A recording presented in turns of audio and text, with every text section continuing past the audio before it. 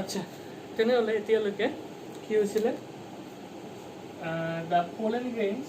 has reached down the suppose the gynoecium তোমাৰ পৰাগৰেণুটো গাইনোচিয়ামৰ ফালে আহিছিলে আৰু সাপোজ এইখিনি স্থানত পৰাগৰেণুটো এনেকুৱা অৱস্থাটো আছে এতিয়া তোমালোকে পঢ়িছা যে যেতিয়া এনেকুৱা এটা সিহঁতৰ নিকটৱৰ্তী স্থানলৈ আহে সিহঁতৰ ভিতৰত এটা তোমাৰ ৰিয়েকশ্যন হয় ৰিকগনিশ্যন ৰিয়েকশ্যন হয় তোমাৰ গাইনোচিয়ামটোৰ পৰা দ্যাট ইজ দ্য ষ্টিগমাটোৰ পৰা কিছুমান কেমিকেল এটা সাবষ্টেন্স এই পৰাগৰেণুটোৰ ফালে যায় আৰু এই দ্বাৰা কি হয় এটা চিনাক্তিকৰণ হয় যে এই গাইনোচিয়ামটো আৰু পৰাগৰেণুটো একই প্ৰজাতিৰ সাপোজ এনেকুৱা এটা সিহঁতৰ ভিতৰত এটা কানেকশ্যন হ'লে আৰু suppose the signal is okay এতিয়া কি হ'ব চোৱা তোমালোকে জানা যে পৰাগৰেণুটো যেতিয়া ৰিলিজ হয় সিহঁতৰ ভিতৰত দুটা কোষ আছে এটা আছে কি কোষ এটা আছে ভেজিটেটিভ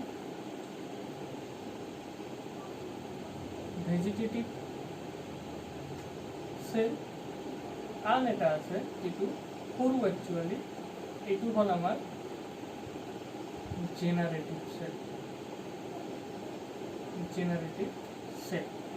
এইটো এই দুটা এনেকুৱা আছে এতিয়া কি হ'ব তোমাৰ যেতিয়া কানেকশ্যনটো তোমাৰ হৈ যাব মানে if the connection between the pollen grain and the stigma is okay then তোমাৰ যিটো ভেজিটেটিভ সেল আছে নহয় লাহে লাহে ভেজিটেটিভ সেলৰ পৰা এই যে জাৰ্ম কোডটো আছে সিহঁতৰ ভিতৰত যে গেপটো এই ভেজিটেটিভ সেলটো লাহে লাহে ডাঙৰ হ'বলৈ ধৰিব এনেকুৱা এটা নলিকাৰ নিচিনা এটা টিউব লাইক ষ্ট্ৰাকচাৰ এটা ফৰ্ম কৰিব যাক কোৱা হয় পোলেন টিউব এতিয়া পোলেন টিউবটো লাহে লাহে এই ষ্টিগমা থ্ৰু দি ভিতৰত সোমাই যাব আৰু ষ্টাইল ভিতৰত লাহে লাহে এনেকুৱা অগ্ৰসৰ হৈ থাকিব এনেকুৱা আহিব মিনৱাইল তোমালোকে জানা যে ইয়াত কিন্তু অলৰেডি এগ এপাৰেটাছটো ৰেডি হৈ আছে মনত আছেনে ওপৰত তিনিটা এণ্টিপডাল সেল ভিতৰত দুটা ধ্ৰুৱীয় কোষ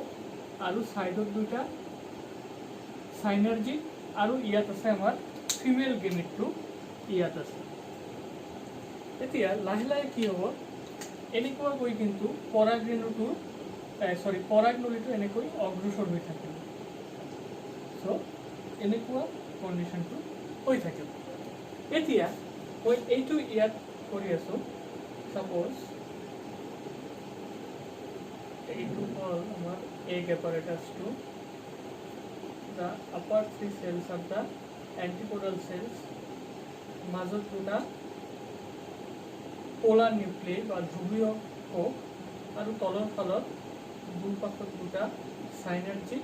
আৰু ইয়াত আমাৰ মেইন ফিমেল গেমেটটো so' this is the female gamete তো এইটো আছে আমাৰ ক'ত আছে অভাৰিত আছে এতিয়া কি হ'ব এই পৰাগনলীটো লাহে লাহে বিকশিত হৈ আহি এনেকুৱা পজিশ্যনত আহিব এনেকৈ তোমাৰ এইটো কেলাজাল এইটো মাইক্ৰ'পাইল দিক আৰু এইটো হ'ল কেলাজাল দিক যেতিয়া পৰাগৰেণুটো লাহে লাহে তোমাৰ মাইক্ৰ'পাইললৈ এনেকৈ অগ্ৰসৰ হৈ আহিব পৰাগনলীটো একচুৱেলি এতিয়া তোমাৰ যিটো জেনাৰেটিভ সেল আছে এই জেনাৰেটিভ সেলটোৰ ইয়াৰ এটা মাইটোসিস ডিভিজন হ'ব the generative cell will undergo a mitosis because কি আছে এই ভেজিটেটিভ সেলটো কিন্তু কি আছিলে হ্যাপ্লয়েড জেনাৰেটিভটোও হ্যাপ্লয়েডই আছিলে এতিয়া এটা কোষ আছিলে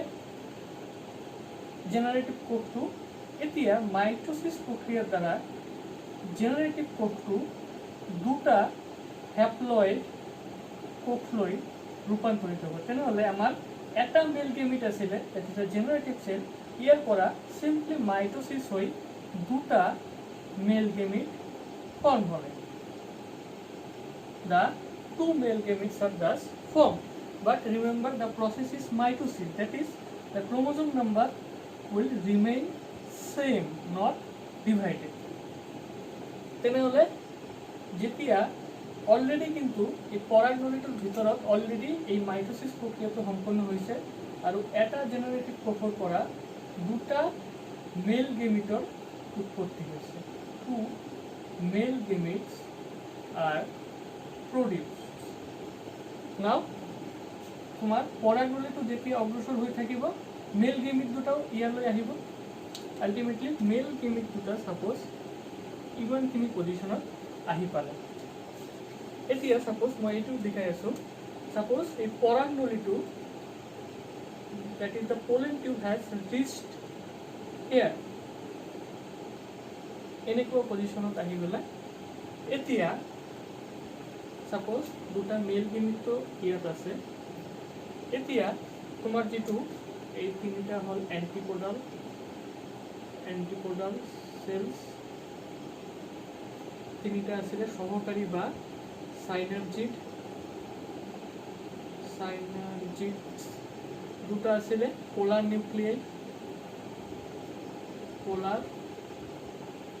নিউক্লিয়াই এতিয়া তোমাৰ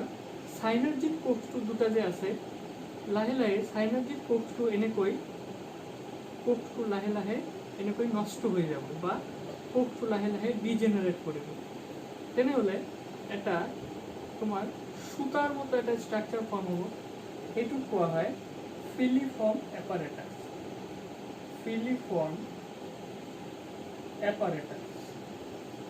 যেতিয়া এই ফিলিফৰ্ম অ্যাপাৰেটাস কন্ডিশনটো হ'ব তেনেহলে কি হল এই যেতিয়া এইবোৰ নষ্ট হৈ গল এটা ৰাস্তা পাই গলে মেল গেমিট দুটা ভিতৰত সোমাবলৈ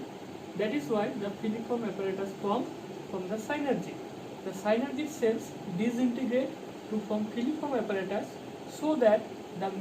two male gametes can enter the egg apparatus. এতিয়া যেটো এটা ঘটনা হ'ব সোয়া একটা কেইটা মেল গেমিট আছে দুটাই haploid one of the male gamete will simply come and unite with the female gamete that is তোমার যেটো ফিমেল গেমিট আছে তার লগত এটা মেল গেমিট দুটা আছে তার ভিতৰত এটা আহি ইয়াৰ লগত মিলিত হ'ব এই কাৰণে এটা নিষেচন এটা প্ৰথমবাৰেৰ ভাবে এটা ফাৰ্টিলাইজেশন হ'ব আৰু ইয়াৰ ফলত after the fusion it will form the zygote and from the zygote it will eventually form the embryo ইয়াৰ ফলত এমব্ৰায়ো গঠন হয় এতিয়া সোয়া আৰু কিন্তু এটা মেল গেমিট বাকি আছে আৰু আমাৰ কিন্তু ইয়াৰ দুটা কি আছে ধ্ৰুবীয় নিউক্লিয়াই আছে যাৰ দুটাই কিন্তু হ্যাপ্লয়েড এতিয়া তা রিমেইনিং যেটো বাকি থাকি গলে মেল গেমিটটো এতিয়া এইটো আহি এই আমাৰ ধ্ৰুবীয় নিউক্লিয়াছৰ লগত মিলিত হ'ব আৰু যেতিয়া ধ্ৰুবীয় নিউক্লিয়াছৰ লগত মিলিত হলে তেতিয়া কি হল n আছিলে আৰু n প্লাস আন এটা মেল গেমিট আহি মিলিলে আৰু ইয়াৰ ফলত যেটো স্ট্ৰাকচাৰ ফৰ্ম হ'ব তাক কোৱা হয়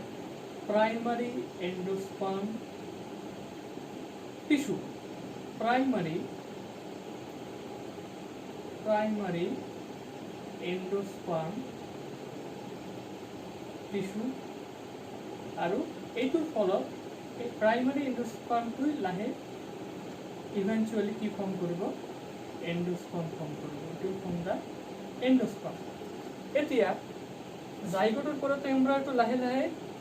বিকশিত হৈ থাকিব এমব্ৰায়োটো বিকশিত হোৱাৰ বাবে নিউট্ৰিয়েন্ট দৰকাৰ প্ৰয়োজন the endosperm will provide nutrition to the embryo this is the function of the endosperm so you see one of the male gamete will unite with the female gamete to form the zygote and the remaining male gamete will fuse with the two polar nuclei to form the primary endosperm tissue which will eventually form the endosperm and the endosperm has to provide nutrition to the embryo. Now you see how many times the fertilization has occurred. Fertilization keibar hol ebar aro eta male gamete ahile ya dubar. Since fertilization is occurring twice in this case, this is why the total event is known as double fertilization.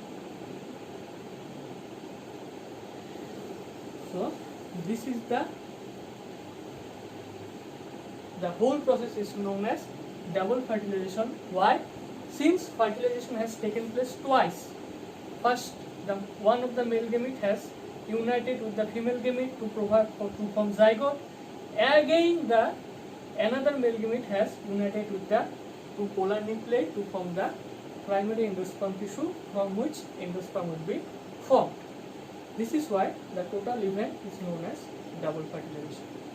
So this is the series of events that has led to the event of double fertilization. Thank you.